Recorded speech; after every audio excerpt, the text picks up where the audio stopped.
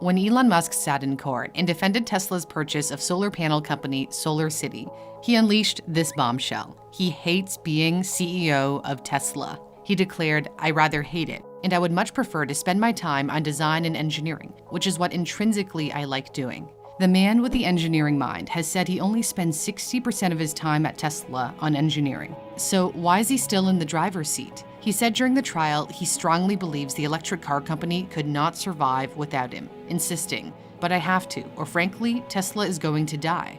But it's come at a significant cost to himself. Here's what he said about his experience. I've had some pretty tough life experiences, and Tesla is responsible for probably 2/3 of all personal and professional pain combined. Musk always knew making Tesla a success would be a battle, giving it a 10% shot at pulling through.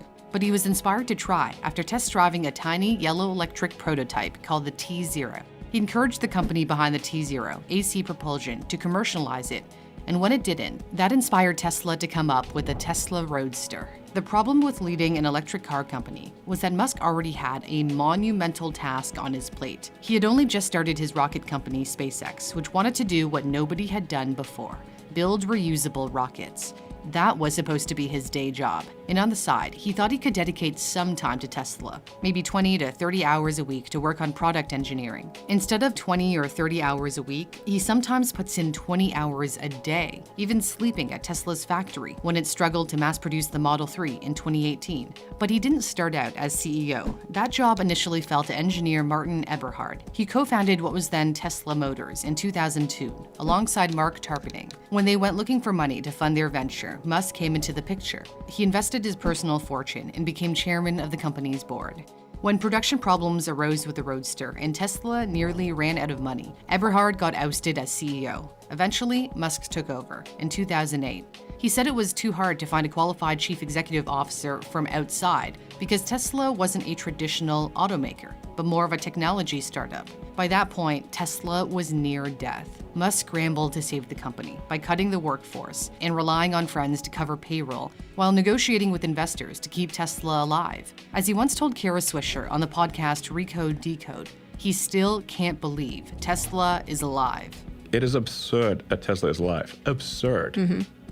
Absurd. So what do you owe that? What do you accredit that to? Excruciating effort. Mm-hmm.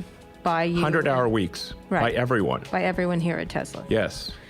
What is there? There wasn't some other way to do this. Yes. He said during that especially hellish period in 2018, he was open to someone else taking over at Tesla, telling the New York Times, "If you have anyone who can do a better job, please let me know. They can have the job." He reportedly did try to offer the top job to Volkswagen CEO Herbert Diess, according to a report by Business Insider Germany. This was before Diess left BMW to join Volkswagen in 2015. There's no word on why that didn't work out. As CEO, Musk has pursued unorthodox strategies for growth. It's laid out in Tesla's master plan.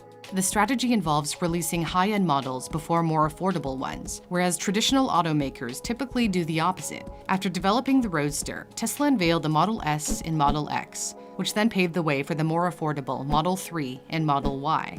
Fun fact, Musk wanted to name the Model 3 the Model E, so that it really spells out sexy, but Ford had a trademark on the Model E and shut that down. Musk has sometimes taken a cheeky approach to his role. He changed his job title to Techno King of Tesla, whatever that means. It could be a play on the word technology or techno. And he gave his chief financial officer the title Master of Coin. This is all part of the game plan. He admitted his sense of humor generates free publicity for the company because the media loves this kind of thing. But his antics have also gotten him into trouble. It didn't go over well with the Securities and Exchange Commission when he tweeted he was thinking about taking Tesla private at $4.20 a share. The stock has now soared well past $4.20, even after splitting. Tesla delivered 241,000 cars in the third quarter of 2021, which means at this rate, it's on track to hit 1 million deliveries a year. But success has come at the expense of a schedule Musk wanted to avoid. And now he's hoping to dial back his duties a bit.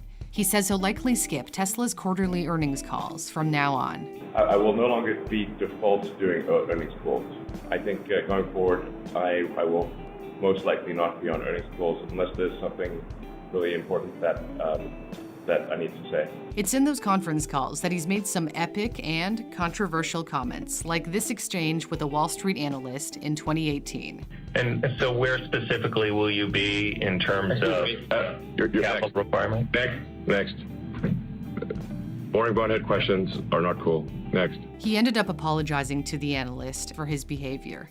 Despite taking the step back, we'll still hear from him publicly. He's agreed to continue doing interviews with YouTubers. However, he has pointed out this will be limited as there's only so much time in his day. And time is precious if you're trying to electrify the world. There's another company trying to revolutionize an industry, which leads me to the sponsor of this video, Henson Shaving, the razor I personally use to shave with.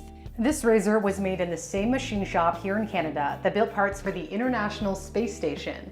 What I really like about this razor is that there's very little blade exposure, which gives a much smoother shave. Safety razors often leave too much blade exposed, which pulls at your hair and can irritate it, whereas the Henson razor only sticks out about half the thickness of a human hair. So there's less flexing of the blade, and therefore less chatter, the vibration of the blade as you shave, which causes razor burn and irritation. Although this is more expensive than disposable razors, you end up making your money back. If you change your blade every week, then get this, an entire year's supply is only $5. Plus, if you use my discount code NEWSTHINK, you'll get a pack of 100 blades for free. If you'd like to try out a Henson shaving razor or gift one to your family or your friends, you can check out the custom link in my description. Thanks for watching. For NewsThink, I'm Cindy Palm.